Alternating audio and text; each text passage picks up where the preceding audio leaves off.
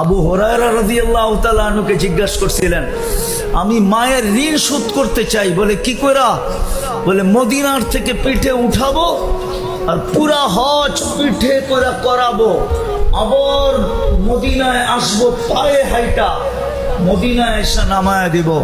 তা আবু হুরায়রা রাদিয়াল্লাহু তাআলা আনহু হাইটা বলছে, বেটা এক ফোঁটা দুধের ঋণ শোধ হবে না, 10 মাস একটা তো পরের কথা।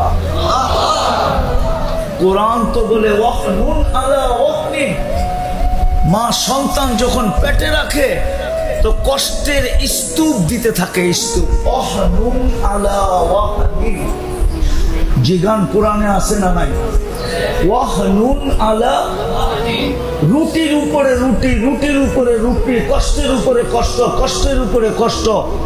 10 মাস জমা করতে করতে হিমালয়ের চেয়ে বড় হয়ে যায়।